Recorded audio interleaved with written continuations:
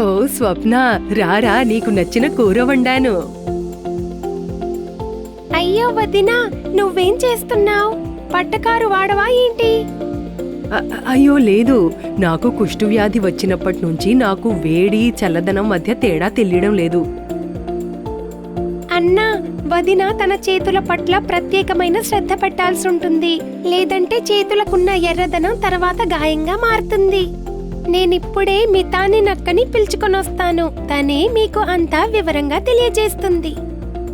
చూడు గీత, నేను నీకు కొన్ని సులభమైన ఉపాయాలు చెప్తాను. నువ్వు వాటిని ఇంటి వద్దే పాటిస్తూ నీ చేతులను సంరక్షించుకోవచ్చు. మొట్టమొదటిది, మీ చేతుల్లో ఎరుపు, వాపు, పగుళ్ళు లేదా గాయాలు ఉన్నాయో లేదో తెలుసుకోవడానికి ప్రతిరోజు చేతులను పరీక్షించుకోండి. ఉన్నట్లయితే వాటిని శుభ్రమైన గుడ్డ లేదా కట్టుతో కప్పి మీ చేతులకు విశ్రాంతివ్వండి. గట్టి చర్మాన్ని మృదువుగా చేయడానికి మీ చేతులను మంచి నీటిలో సుమారు 20 నిమిషాలు నానబెట్టండి. తర్వాత గట్టి గుడ్డ, కొబ్బరి పీచు లేదా లూఫాతో గట్టి చర్మాన్ని గీకి వేరు తొలగించండి. చర్మం పొడి పారకుండా ఉండేందుకు వెంటనే తడి చేతులపై నూనె రాయండి.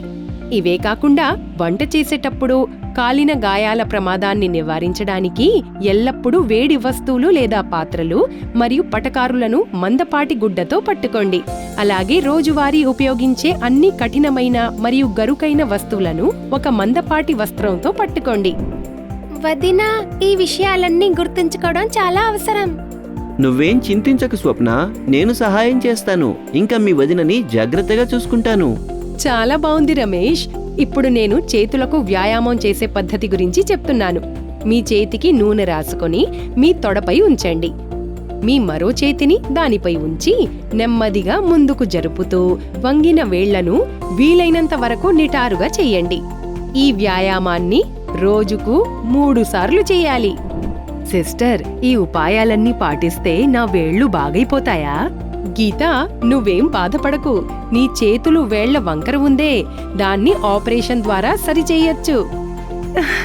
నిజంగానా? Sister, thank you so much. మీరు మాకు సరైన దారి చూపించారు.